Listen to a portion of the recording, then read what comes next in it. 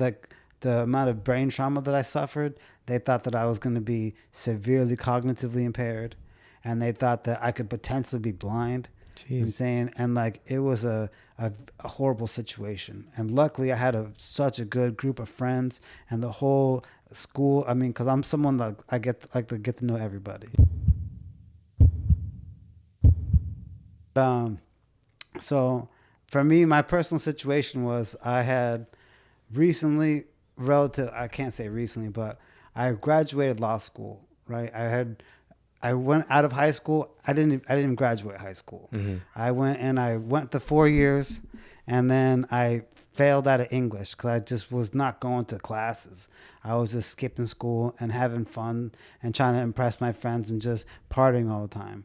And then instead of going back to finish my degree, I just went and got a GED and then went to community college. Mm-hmm. So I went to community college at SCF, and I went for a semester, didn't go to classes, and I ended up having to drop. And then I did it again, and I was trying to be a little more serious, but then my car died right before midterms, so I had to just drop my classes. And then so I had 2 semesters, 2 different times where I would try to go to community college. I didn't do it, and then I was just serving tables. And I had this guy that was working with me. His name was Robert, and he was like 63 years old, and he had a bad back and a bad knee, but he was still working because he couldn't collect his Social Security yet. And I was like, man, I don't want that to be me. Yeah. And I'm saying I want to be sitting there in pain, struggling, just having to go through the motions, put on a fake smile for people that you kind of have disdain for. Because I was working at a country club, and there's all these people that are very wealthy, entitled, and may sometimes complain about some stuff that seems very small to someone who's got a bad back and bad knee. So I changed my mindset. I was like, I want to go to school and I'm going to do the best I possibly can, and I'm going to do all the extracurricular things I could possibly do. And they had like someone was doing a presentation about how to be a good student. So I went to that presentation, and he's like, treat this like a job, treat this, like the most important thing possible. Sit in the front seat, sit in the front row, ask questions, go after class and talk to your professors and let them know that you care about what they spent their life studying. You know what I'm saying? Take that extra step. So, and then he said, find people that are doing things the way you want to do it, and then spend as much time with them as possible. So there was this one girl, Jamie Worley, and she was the president of the student government and president of the International Honor Society. So I was like, I just want to be around her. I just want to see what she does. And she's like, just come to the meetings. Just come to the meetings. Just show up. So I showed up to all the student government meetings I could, showed up to all the International Honor Society meetings I could. And it's one of those things that you had to get a certain GPA in order to get into it. So I started just studying as hard as I could. And once you start really engaging and showing up and asking teachers questions, you have to know what you're asking. You have to actually do the reading, and you have to actually participate. So I started doing really well, and then I became vice president of student government, and then a position for the officers opened up for Phi Theta Kappa after I got accepted, and it was like a 3.5 GPA to get in. And then so I took a secretary position. And then once the president, Jamie Worley, left, she's like, you should run for president. So I got the opportunity to run for president, and I became president of the International Honor Society. And then you get a lot of different opportunities to go travel and to be an ambassador, for your school and learn different things. So I just became very invested in academic success. And then so I did very well there. And then I went to University of Tampa, and I finished my bachelor's degree in University of Tampa. And then from University of Tampa, I applied and I got into FIU Law School in Miami. So I went to law school for 3 years. And then so after law school, I had a crazy situation that happened in my second year of law school. I got in an accident going from my mom's house here in Sarasota down to Miami. And I was on the interstate, and I don't know how it happened. This is on your bike? No. This is a car? This is a car. Okay. This is a car I was driving. This was like in 2017. So this is 2017, the car accident, but all the stuff that you mentioned in college, this is obviously after high school, 4 or 5 years removed? Like all that stuff that you mentioned, where it was like you met the right people, you put yourself in the right position. Yeah. And so by that time, by this 2017, you already had your bachelor's. Now you're going to Miami. Yes, sir. to get your, because you got into law school. Mm-hmm. Okay. Yeah, so it was my second year, and I was driving back after Labor Day, and I don't know how it happened. Like there was no other car involved. They said that I could have hydroplaned, but I don't remember it raining. But eventually, I slammed into like a median. Yeah. And I was, with no recollection to my own, that they brought an ambulance and they tried to airlift me out of there. But I guess I was being too combative, and they took like 4 or 5 people to try and get me in the ambulance, and I wouldn't let them do it. You don't remember this? No memory. And then so they took me to the ambulance to the hospital, and I woke up, and I guess they had to medically induce me because my brain was swelling. Into a coma? Into a coma. So they medically induced me into a coma.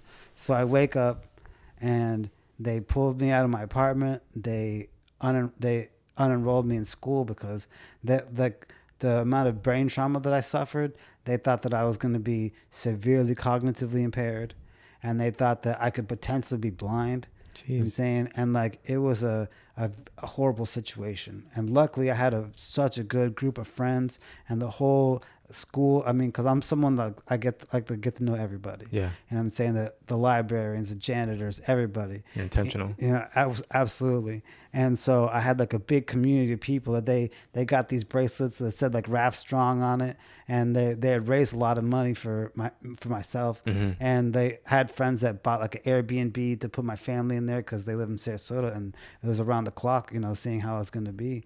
So in the hospital, I got out, and I come to, and my first words like, I need to go to school. Like I need to get to class. Hustler. You know what I'm saying? 100%. And they're like, I don't think, because they unenrolled me.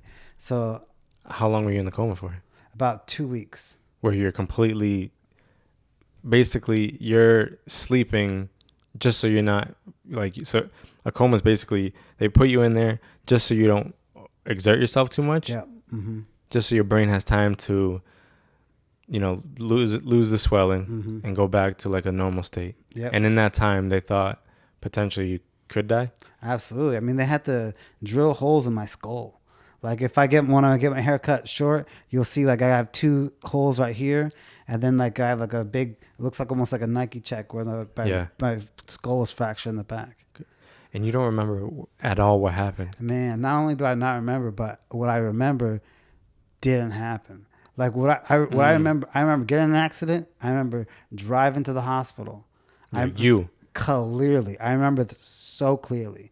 I remember going to the hospital, going to the front counter where you check in and tell them telling them I was involved in a serious car accident and I need help right now. And then I remember getting put on a table and getting sent back. And I was telling this to my sister, and she's like, that didn't happen. I was like, and she's like, I'm like, what do you mean? I was like, she's like, where's your car? I'm like, it's parked in the parking lot. And she's like, and then she looked at my mom, like, should I tell him? And she shows me a picture of my car was demolished. The front end was smashed. The windshield was smashed out. The airbag got deployed, and it was soaked in blood. My gosh. And it was like, I'm looking at this, it's like, how is this possible? So I don't have very good experiences with cars or motor vehicles.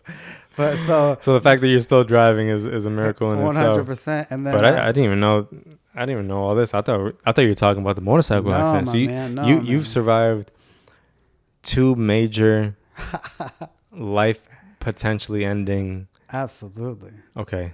Right. And so I have so many questions. So I had to get out, and then so they unenrolled me, and I had I had like a breathing tube in. So when I pulled it out, I could barely talk. I had a very raspy voice, and I couldn't smell or taste anything. And like, I had to essentially tell the teachers that I want to go back to school.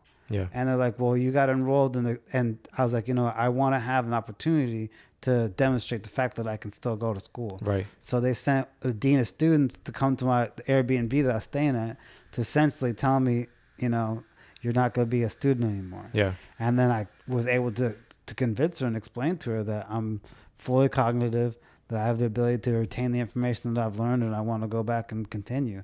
So she went back. She's like, well, I have to talk to the rest of the deans of the school. And after that, she conversed with them. She said that ultimately that I'm good to go. And then while I was recovering, I had a friend come, and she was keeping me up to speed because like law school is extremely intense. I can imagine. It's extremely intense. So if you're not allowed to miss X amount of days, Yeah. or else they'll, just because of the ABA, the American Bar Association rules, you can't miss certain amount of credit hours. You know what I'm saying, during the days during the class. Yeah. And then so they had to make an exemption so I can continue. And then I was able to continue. I was able to graduate with my class.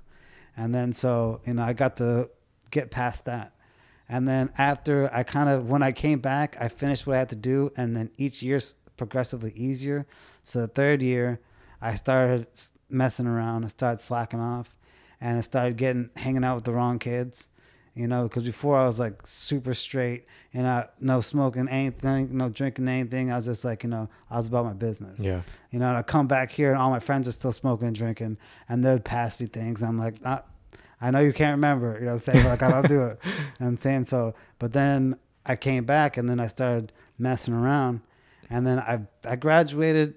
It was good. But then what happens is after you graduate, you have to take the bar exam. Yeah. And the bar exam is like extremely insane. Like it's like it's a 12-hour test. Mm-hmm. You have like 2 3-hour sessions one day and then you take 2 3-hour sessions the next day. And it's like basically here's what you've learned in law school. You have to be able to prepare to do that, and then all the other stuff that you didn't cover. So it's insane. But is it open book? No. Oh, it's not? No, sir. So it's all memory. It's all memory. No phones. No like phones. You can't even bring your phone in the room, right? You can't do it. No, absolutely not. Absolutely not. Jeez. And then so I honestly, I fell asleep during my SAT.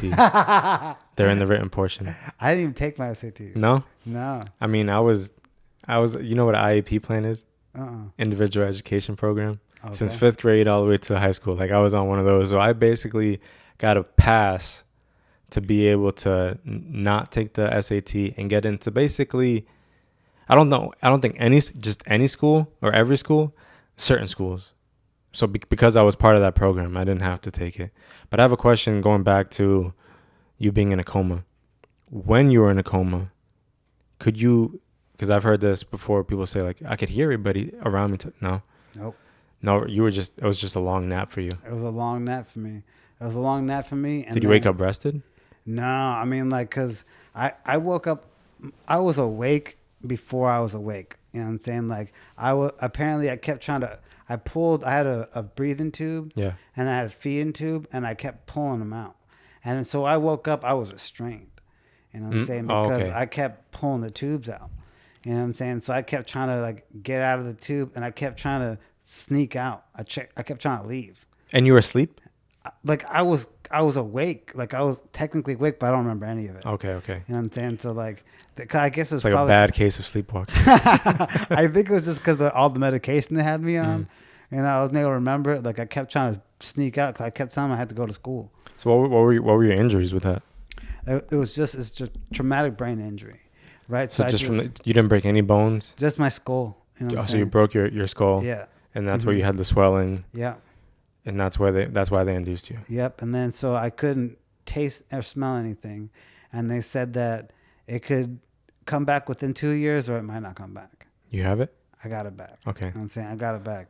Thank God. And then, and unfortunately what happened was there was a lot of scar tissue that developed in the front my frontal lobe. Yeah. So then I developed epilepsy. Okay. So then, I'm sitting there, I'm on the phone with my mom, and then she hears the phone drop and she hears a bunch of banging and me making like a crazy noise. Like you're convulsing on the floor? I'm convulsing on the floor. And what is epilepsy again? It's when you have multiple seizures. Okay. I'm saying because you can have a seizure and not be epileptic, but if you have more than one, then you're susceptible to having multiple seizures. So that's just what epilepsy is. But then you go a certain amount of time without having a seizure. Mm-hmm. Then do they say that you don't have that anymore, or you still always have it? Yeah. And you're susceptible potentially to it. Yeah. But you're driving, so you haven't had one for a while. No, absolutely no. Because what happens is, after I had the first seizure, I didn't remember, obviously, because you don't remember anything when you have a seizure. I just remember a friend of mine, she lived across the street from me, and my mom, she knew her. And so she called her and told her to come get me and take me to the hospital. So she took me to the hospital. I vaguely remember doing it. I vaguely remember going to the hospital. And then it happened again when I was in the library. And after that was my second time, then they gave me medication.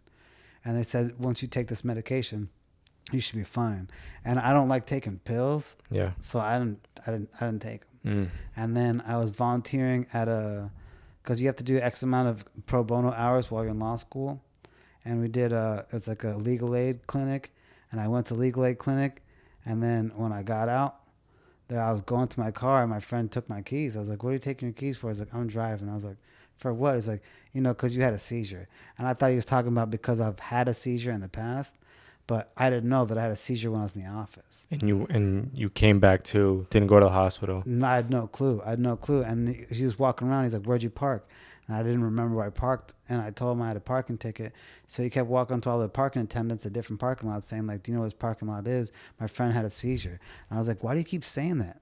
Like, why do you keep saying that? He's like, because you just had a seizure. I was like, what are you talking about? I was like, look at your shirt. And because when you have a seizure, my jaw locks up, and I'll bite my cheek, and then I'll start drooling, and there'll be like drool and blood on my shirt. And I looked down, I was like, oh my God. So then I started taking my medication. Yeah. And then when I take my medication regularly, I have no seizures. This is a lot. It is. So then